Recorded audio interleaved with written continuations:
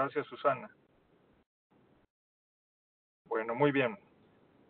Primero, gracias antes que todo a la red por la oportunidad, por estar unidos como siempre, como centros de información. Y pues en este día quiero traerles un tópico que es de gran interés.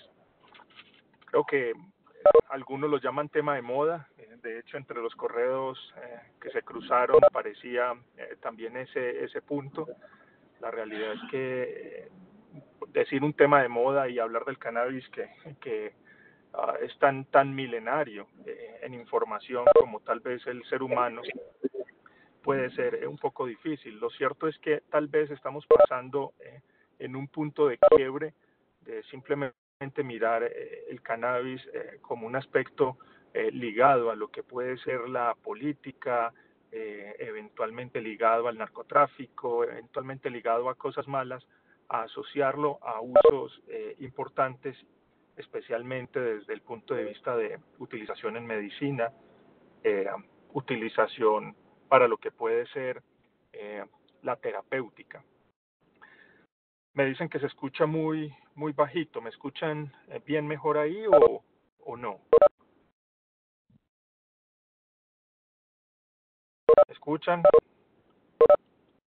Está bien, ok. Bien, de cannabis podríamos hablar muchas cosas, dedicarnos simplemente a los aspectos propios de la planta, podríamos dedicarnos a los aspectos propios de lo que tiene que ver con la mejora de la planta, su producción, aspectos netos que tienen que ver con la calidad del desarrollo, eh, solamente aspectos regulatorios y pues ahora estaban hablando un poco en la red sobre cómo está cada uno de los países. Les envié un documento también de México que resume un poco también lo que ha sido esa perspectiva y en la que tal vez Colombia ha tenido también un liderazgo. Podríamos hablar de otros aspectos que tienen que ver con los, entre comillas, le voy a dar potenciales usos terapéuticos.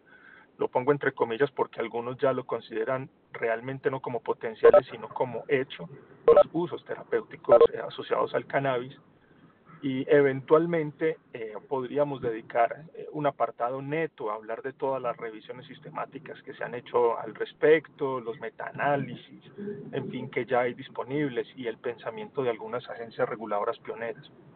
Yo quiero traer un punto adicional a consideración y lo traigo es porque desde nuestro trabajo en el Centro de Información y Estudio de Medicamentos y Tóxicos ahora pues hemos recibido una gran cantidad de solicitudes y propuestas para avanzar en este tema del cannabis medicinal. Quiero manifestar que la Universidad de Antioquia, a la cual pertenecemos, de hecho, eh, se mete también en el asunto de cannabis medicinal desde el punto de vista de producción en la Facultad de Farmacéutica. Y pues nosotros estamos alojados en medicina y nos solicitan el apoyo empresas externas a la Universidad de Antioquia que tienen que ver más con el desarrollo propiamente de medicamentos. Así que quiero traer también un punto y es qué pasos deberíamos cumplir para obtener medicamentos a base de cannabis y es una forma distinta de ver el asunto. Voy a hacer un paralelo inicial, no sin antes señalar que hay una frase clásica que algunos atribuyen a Napoleón Bonaparte, realmente yo creo que es más anónimo, y es esa famosa frase del pueblo que no conoce su historia está condenado a repetirla. Y la utilizo para traer un paralelo en un tema que ahora parece de moda, pero realmente tiene muchos parecidos con otros tópicos a los que tal vez estamos acostumbrados y nos permiten explicar por qué hay tantos temores, mitos y no tantas realidades en este tema. Esta es una ilustración de lo que fue la guerra por el opio, cuando realmente la Armada Británica se volvió poderosa y famosa al hundir a todos aquellos competidores que cruzaban el océano con opio.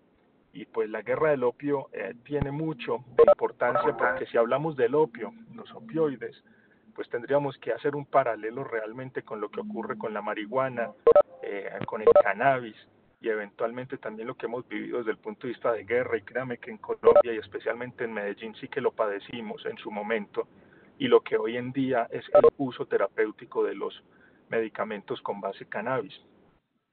En ese contexto, pues tenemos un listado grande de cosas. En el caso de los opioides, se conocía desde la antigüedad, al igual que la marihuana, tanto griegos como romanos, desde el punto de vista médico, lo utilizaban para el alivio del dolor. La marihuana, de hecho, es mucho más milenaria en la historia desde el punto de vista de usos potencialmente medicinales. En el caso de los opioides, el primero introducido en 1803 fue la morfina. La codeína específicamente se utilizó para aliviar el dolor y la tos desde también 1800. Y de hecho, pues en 1874 fue sintetizado de forma, digamos, ya de origen farmacéutico por la compañía Bayer, otro producto que es específicamente la morfina, ya no extraído sino sintetizado.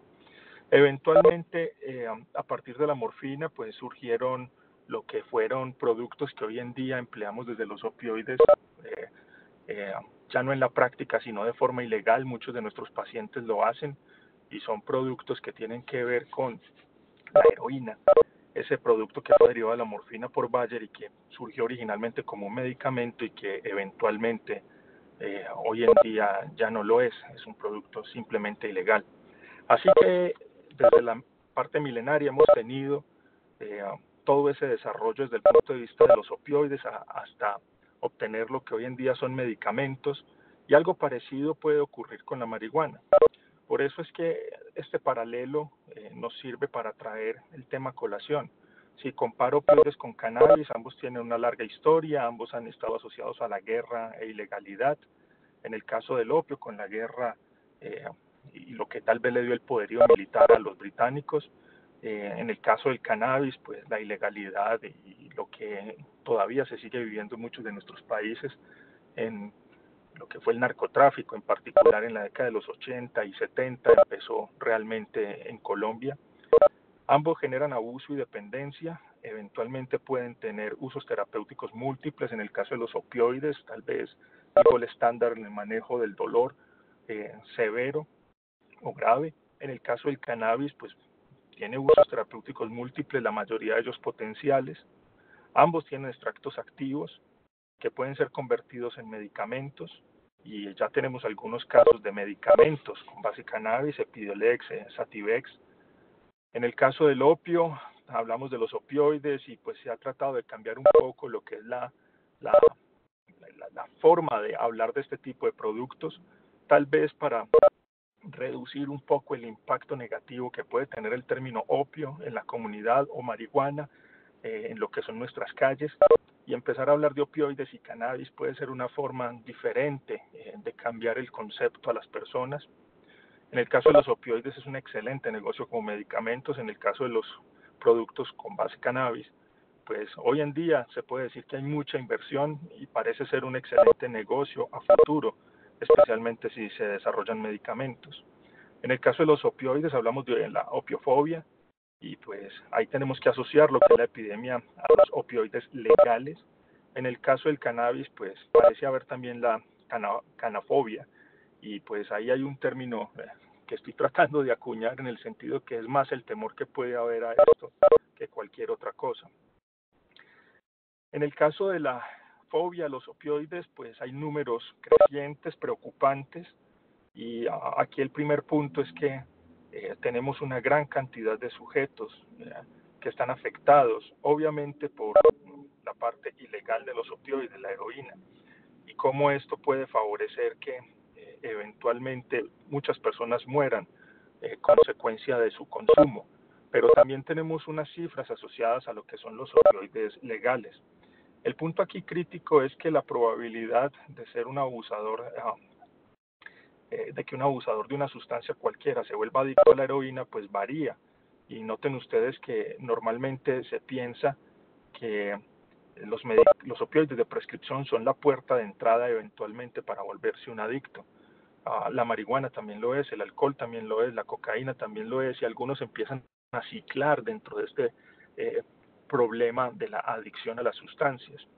Hoy en día, las cifras en los Estados Unidos sugieren que son más las personas que están muriendo por lo que es el consumo de opioides legales o abuso realmente y mal uso, que las personas que pueden estar muriendo por la epidemia de HIV en su peor momento.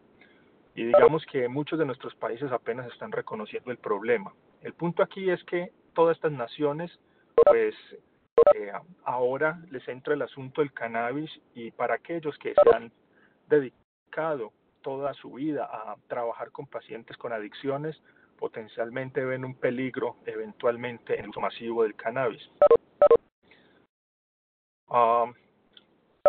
Un punto interesante que no podemos perder en cuanto a la legalización de la marihuana es que existe una tendencia que ha venido cambiando desde el año 2010 y que viene progresando realmente a pasos agigantados, y es la cantidad de gente que viene aceptando lo que es la legalización de la marihuana. Nótese que desde el año 2015 podemos decir que ya hay una inversión de la tendencia, donde más personas consideran que la marihuana debería legalizarse que aquellas que consideran que debe continuar siendo restringida y por tanto ilegal, y que la legalización de la marihuana debería llevar no solamente al uso recreativo, sino también a productos derivados de cannabis. Obviamente esto tiene enormes connotaciones, y aquí tendríamos que volvernos un poco en la historia de lo que ha sido eh, la presión o la guerra tal vez encabezada en los Estados Unidos en el año de 1914 con las leyes impuestas para evitar el uso del alcohol, de la cocaína y de otras sustancias en general, y cómo la guerra contra las drogas pues también ha influenciado negativamente lo que es la percepción de la comunidad en torno a estas sustancias. Pero más allá, la realidad es que hoy la gente está más dispuesta a aceptar la legalización de la marihuana que a rechazarla. No obstante, en cualquier elemento que uno tenga en la vida, y mucho más si estamos hablando de estos aspectos, pues deberíamos tener en consideración lo que es la posibilidad de tener una balanza de seguridad y efectividad. Y aunque tenemos potenciales efectos terapéuticos, muchos de ellos todavía no tienen el peso suficiente para superar, en el caso de la marihuana y sus extractos, las preguntas que nos quedan todavía sobre qué potenciales interacciones se presentan, cuáles son realmente los efectos adversos, el riesgo de abuso y adicción, entre otros elementos de incertidumbre propia asociados a este tema. Así que la población general puede estar más proclive a aceptar lo que es la legalización de la marihuana, pero todavía quedan unos vacíos técnicos y científicos que no hemos logrado resolver. Ahí hay dos puntos dentro del cannabis medicinal. Un punto que voy a llamar más positivo, que tiene que ver con lo que algunos consideran, y es que hay mucha experiencia en relación con el cannabis medicinal, aspectos que tienen que ver con la historia. Hay otros más negativos en los que dice que realmente no hay evidencia, solo experiencia. Y la realidad es que lo que queda en el medio es, hay una incertidumbre absoluta, porque lo que llamamos el método científico todavía no se ha aplicado para el desarrollo de productos de cannabis medicinal de forma plena, y eso es lo que trataré de mostrarles en el resto de la conferencia. Ahí es donde tenemos enorme rol las universidades, la academia, las asociaciones científicas y por supuesto las redes para eventualmente trabajar en el futuro. Digamos que en el campo de los medicamentos el método científico, si así lo podemos llamar, más aplicado desde el descubrimiento de un medicamento hasta que finalmente sale de todo lo que descubrimos un producto, es ese proceso secuencial de desarrollo clínico, incluyendo en clínico fase 1, fase 2, fase 3 y eventualmente en las fases post-marketing. Este proceso de embudo que finalmente nos lleva a que de miles de compuestos aislados solo identifiquemos alguno, pues poco se ha aplicado de forma ordenada a lo que han sido los desarrollos de cannabis medicinal. Hasta el momento, pues uno podría decir que esto no debería haber ocurrido, y para muchos no debería haber una explicación lógica en el asunto. Sin embargo, si miramos lo que es el proceso de desarrollo de los nuevos medicamentos y la introducción o aprobación por distintas agencias reguladoras, nos damos cuenta que la balanza de efectividad y seguridad, que normalmente es la que evalúan estas agencias reguladoras, puede ser flexible y depender de ciertas circunstancias. Un ejemplo concreto es que existan problemas urgentes de salud pública, y en la diapositiva pueden ver ustedes un caso clásico que todos conocemos, que es la bedaquilina, un producto que se introdujo para la tuberculosis extremadamente multiresistente y que tuvo que ser retirado a pesar de sendos estudios clínicos que demostraban su mejor efectividad pues, por problemas de seguridad y la muerte de pacientes tras su consumo. El segundo elemento, a pesar de la urgencia, es la rareza. Y la rareza pues no necesariamente tiene que estar asociado a una urgencia. Puede haber condiciones huérfanas, por ejemplo, que lleven a que se dé aprobación de medicamentos de forma acelerada. Y aquí en este último punto es donde uno interpreta qué es lo que ha ocurrido con los medicamentos propiamente dichos que han sido aprobados con base cannabis. Esos productos, hasta la fecha, pues digamos, tienen ciertas particularidades, y es que han sido aprobados en general por rutas acondicionadas para lo que son medicamentos huérfanos. Tal vez una de las ilustraciones que nos permite resolver mejor este tópico deriva de lo que se ve en esta diapositiva. Aquí están básicamente las rutas de aprobación rápidas que existen por parte de la Agencia Reguladora de Medicamentos y Alimentos de los Estados Unidos. La primera ruta, que es la de medicamentos huérfanos, surgió en 1983. Y esa ruta pues básicamente lleva a que se dé la aprobación acelerada de medicamentos para condiciones que cumplan con la condición de enfermedades raras. Dependiendo de la nación, la definición de enfermedades raras o huérfanas va a ser aquellas condiciones en las que 1 de cada 200.000 individuos pues la padezca. Otras regulaciones hablan de 1 en 1.000.000. Pero en términos generales 1 en 200.000 es lo que consideran como propio de una enfermedad rara o huérfana, en la que los medicamentos que surjan para esas condiciones, pues se les va a exonerar de la presentación de cierta serie de desarrollos de ese proceso o método científico escalonado. Así pues, la realidad es que mientras más acelerado, mayor es la incertidumbre en cuanto a seguridad, eficacia y posteriormente la mayor necesidad de estudios postmercadeo. Y la realidad es que si miramos los productos Epidolex, Ativex, vamos a darnos cuenta que obviamente son medicamentos que surgieron sin tener todas esas fases, más si tuvieron algún estudio clínico corto y pequeño que les permite salir al mercado. Si nos damos cuenta las condiciones para las que son aprobados algunos de esos medicamentos, como por ejemplo los síndromes de convulsiones ultrarresistentes que se presentan en niños, ese síndrome de Lennox-Gastaut, entre otros, nos vamos a dar cuenta que son enfermedades huérfanas que potencialmente no tenían tratamiento y en las que básicamente un estudio relativamente pequeño, piloto, se utiliza como el estudio base para dar la aprobación. No obstante, no hay información farmacocinética, farmacodinámica completa del producto para salir al mercado. Eso es un problema de fondo y es un problema serio en cómo se ha dado la aprobación de esos medicamentos. Y eso lleva a que, pues, aunque estén en el mercado, existan dudas potencialmente sobre su utilidad en condiciones externas. Así pues, de todo este proceso tendríamos que decir que hay una reducción sustancial en la mayoría de los estudios aprobados para dar utilización de estos medicamentos. ¿En qué son fuertes hasta el momento los productos que se han aprobado como medicamentos per se? Son fuertes en el estudio preclínico, tanto en las pruebas in vitro, hay mucha investigación en modelos animales, en cultivos celulares, pero si vamos a buscar cuál es la dosis ideal de esos productos, tendríamos que decir que hay una incógnita gigantesca. Básicamente, insisto, los estudios farmacocinéticos, como les mostraré a continuación, no solo son escasos, son minúsculos, de hecho, para la gran cantidad de afirmaciones que se hacen en cuanto a usos terapéuticos. De manera que para probar el concepto y llegar a los estudios de eficacia o efectividad, pues se genera un brinco gigantesco en el que básicamente lo que vemos es que algunos de estos medicamentos funcionan, pero no tenemos certeza absoluta que la dosis que estamos empleando sea la correcta.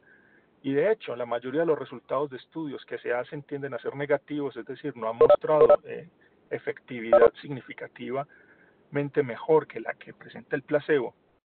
Y en ese contexto puede verse también precisamente a la ausencia de estudios farmacocinéticos que permitan adecuadamente calcular la dosis para nuestros pacientes. Así pues, las limitaciones en cuanto al avance en cannabis medicinal son sustanciales porque tenemos mucha información preclínica, pero se reduce en la medida que vamos pasando por la circunstancia clínica y finalmente el uso terapéutico. Los estudios fase 1 son críticos y es donde más énfasis y trabajo se debería hacer y donde muchos de los centros en los que ustedes participan podrían eventualmente trabajar. Más allá de los estudios fase 3, que es lo que todo el mundo busca concentrarse ahora, y digamos, pues arriesgar una cantidad de recursos que no necesariamente van a resultar con una muestra positiva. Esta información es para mostrarles también algo parecido a lo que les había señalado en relación con eh, el, la percepción de la comunidad con el uso del cannabis medicinal. Esta es otra forma de verlo, ya es en Australia, y eventualmente es quienes consideran en Australia que soportan o por el contrario rechazan la utilización de cannabis dentro de estudios clínicos. Obviamente, pues uno no puede hacer un estudio clínico si no tiene el número de voluntarios en la fase 1 o de pacientes en fase 2, fase 3, y para eso pues requiere que la percepción de las personas sea buena en relación con el producto y que no piensen que los van a exponer a productos que eventualmente los van a llevar a ser, entre comillas, adictos o abusadores. Si ustedes notan, la mayoría de los pacientes consideran que pueden soportar ese tipo de estudios. Y es bien interesante porque ese es el mismo cambio de posición que hemos empezado a percibir en relación con la población general. Así que es ahora o nunca.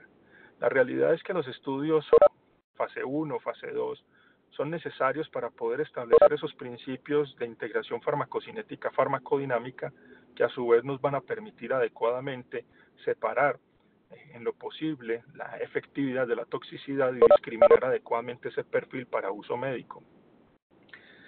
Noten ustedes un producto de una empresa, un ejemplo de un caso de cómo se hace el desarrollo sistemático en ciencia, tecnología e innovación en el área de cannabis. Noten ustedes que ese es el mismo proceso que uno tiene planteado de método científico aplicado al desarrollo de medicamentos y eventualmente cómo las fases de investigación preclínica, clínica se complementan antes de salir al mercado. En este caso en particular, el producto que están desarrollando de cannabis pues está entrando en la fase 1 de someter los estudios farmacocinéticos para evaluar su seguridad. Y pues antes de empezar los estudios fase 2 en pacientes, se hace esa evaluación clínica. Es un estudio en 30 voluntarios sanos en los que se evalúa la seguridad y la dosis, en este caso pues en un hospital israelí. Si ustedes notan, la misma empresa, las mismas empresas que desarrollan cannabis entonces están buscando propender por ese método científico. Pero si eventualmente consideramos cuántas empresas en el mundo están sugiriendo que tienen productos médicos basados en cannabis, pues el número es gigantesco, es brutal. En solo Canadá, en el año 2018 ya había 255 empresas que empezaron a decir que tenían productos de base de cannabis. La mayoría de ellas están buscando trabajar aquí en Colombia. Y en Colombia ya hay 17 instauradas de todas esas potenciales empresas, muchas de ellas spin-off. Obviamente el boom es gigantesco y los recursos tienden a ser muchos, pero ¿cuántas de esas empresas han empezado a adoptar este método científico que estoy trayendo como análisis de caso o ejemplo? La realidad es que es muy poco. Estamos hablando de porcentajes demasiado bajos, menos del 5%, y probablemente es donde más apoyo deberíamos dar desde el punto de vista de la academia para que se hagan bien las cosas y no cometamos los errores del pasado. Quiero traer a partir de la base de datos de Clinical Trials en relación con cannabis medicinal. Recordemos que Clinical Trials fue el sitio creado por la FDA para eventualmente registrar todos los estudios clínicos y la información que se hace con fondos que tenían que ver con el gobierno o que se obtenían privadamente de pues, nuevos medicamentos. La realidad es que eso se ha extendido por el mundo y muchas agencias ya no solamente adoptan ese mismo esquema de registro, sino los mismos artículos que publicamos en las revistas. Las revistas nos exigen que tengamos registrados los estudios clínicos, bien sea fase 1, fase 2, fase 3 o de otra índole, para poder ser publicados. Así pues que es una fuente de información interesante para poder encontrar ciertas cosas. Por ejemplo, ¿En qué se ha utilizado más el cannabis medicinal desde el punto de vista de desarrollo de estudios clínicos entre el año 2002 y lo que está potencialmente planteado hasta el año 2022? Noten ustedes los colores, pues uno podría decir que lo que tiene que ver con dolor, tanto crónico como neuropático, en cáncer, en enfermedades psiquiátricas, neurodegenerativas y neurológicas en general. El uso de estudios clínicos es gigantesco y especialmente lo es en neurología y específicamente en dolor. Esos parecen ser los puntos grandes de desarrollo actual en fases clínicas, pero esto básicamente recopila lo que son los estudios fase 3, que es donde más se ha trabajado. Si miramos ya por indicaciones dentro de dolor, dentro de lo que es crónico y neuropático, pues hay condiciones particulares que pueden ser de interés, por ejemplo la neuropatía periférica, la neuropatía diabética, lo que puede ser la migraña crónica, el dolor crónico, pero noten ustedes los estudios en esclerosis múltiple y en fibromialgia. Son tal vez dos de las condiciones neurológicas en las que de lejos han fortalecido el desarrollo de los productos con base en cannabis. Y digamos que esas son las áreas de actuación esencial actual, por fuera de la epilepsia, como enfermedad huérfana, digamos un poco mucho más de enfermedades comunes en las cuales se ha empleado cannabis medicinal y que hoy en día tienen indicaciones como tal. Si miramos dentro de los estudios fase 1, fase 2, fase 3, noten ustedes la contradicción. Básicamente la gran cantidad de estudios que tenemos disponibles son estudios piloto fase 2 que han llevado a la aprobación de muchos medicamentos, en este caso como Sativex, y estudios fase 3. Pero si miramos cuánta información había de fase 1 donde hallamos la dosis necesaria para tratar a esos pacientes, los estudios son escasos, minúsculos. Y esto ocurre con Epidolex, con Sativex y con la mayoría de medicamentos formalmente hechos con base en cannabis. Obviamente aquí tengo que separar los extractos que se emplean comercialmente, que los emplean obviamente como fitoterapéuticos en muchos de los países en los cuales ni siquiera tenemos esos estudios fase 2 y fase 3 presentes. No hay estudios ni fase 1, ni fase 2, ni fase 3 y es posible que no los haya. Si los hay, igualmente van a ser muy escasos. Eventualmente aquí estoy hablando de medicamentos que pasaron como Sativex por todo el proceso teórico de desarrollo de un producto, pero pasaron a través de rutas aceleradas, la de ruta empleada para medicamentos huérfanos en el caso de los Estados Unidos. Esto lleva entonces a un paradigma y es, ¿estamos empleando la dosis correcta? Si no la estamos empleando, ¿cómo lo podemos solucionar? El paradigma aquí es que al parecer hemos empezado a utilizar el medicamento sin tener conocimiento profundo y absoluto del comportamiento del mismo, al menos desde el punto de vista cinético. Y ahí es donde hay que aportar más. Noten ustedes los resultados que se han obtenido entre 1998 y el 2008, en el caso de la marihuana medicinal.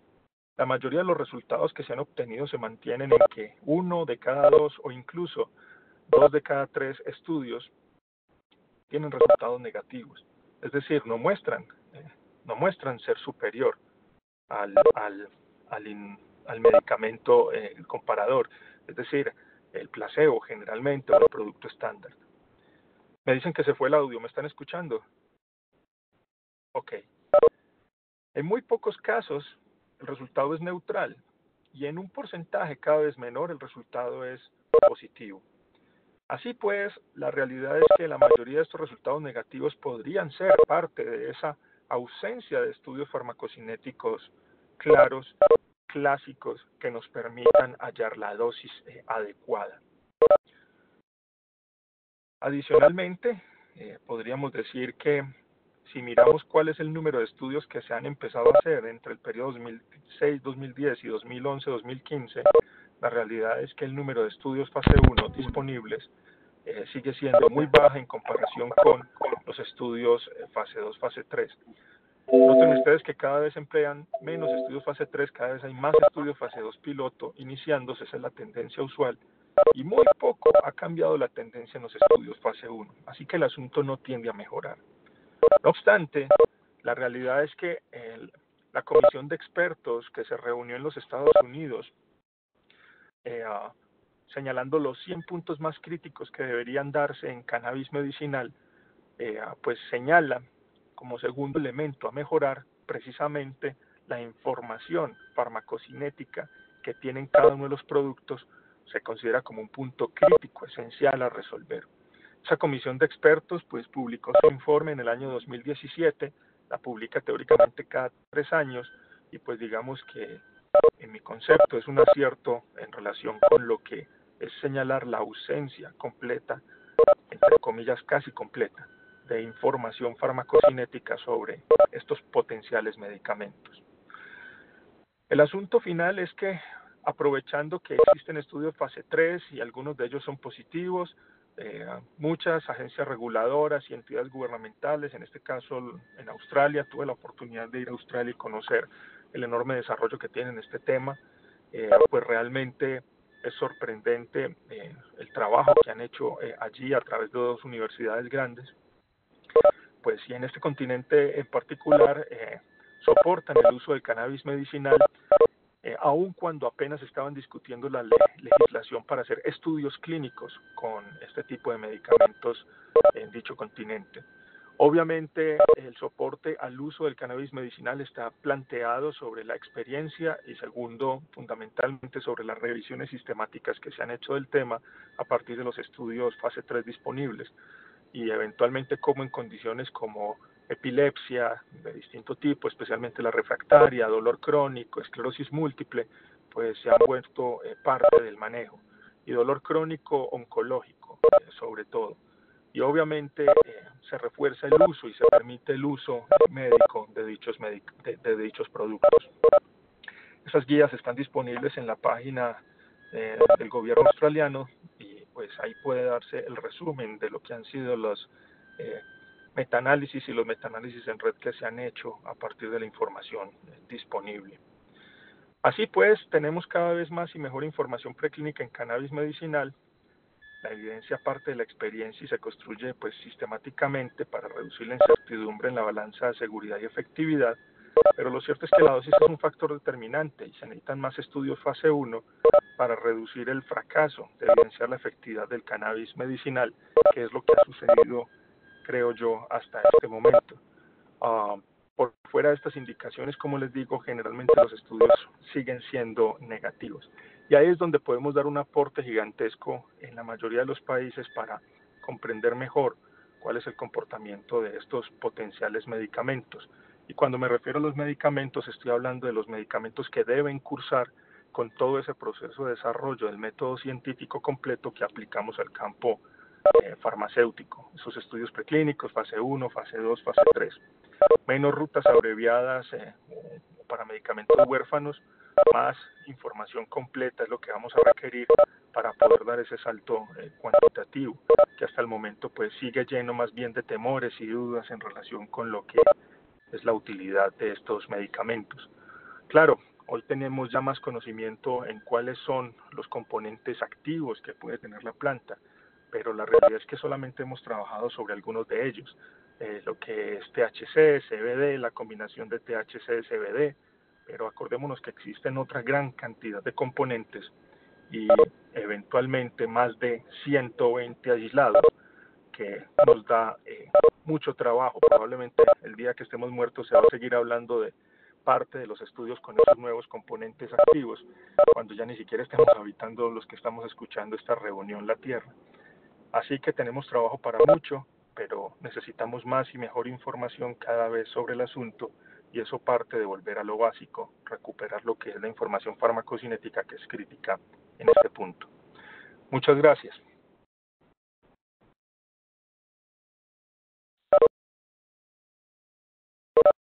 Muchas gracias a ti, excelente presentación y muy bien planteado el problema. Muchísimas gracias, Andrés, por tu colaboración. Queda abierto un espacio para preguntas. A quienes desean me avisan y habilitamos el micrófono o la trasladamos por aquí. Gracias para todos. Quiero agradecerle a Martín, si de pronto alguno de ustedes, no sé, Francisca, Susana, si alguien quiere hablar o hacer una discusión, estoy dispuesto para que lo hagamos.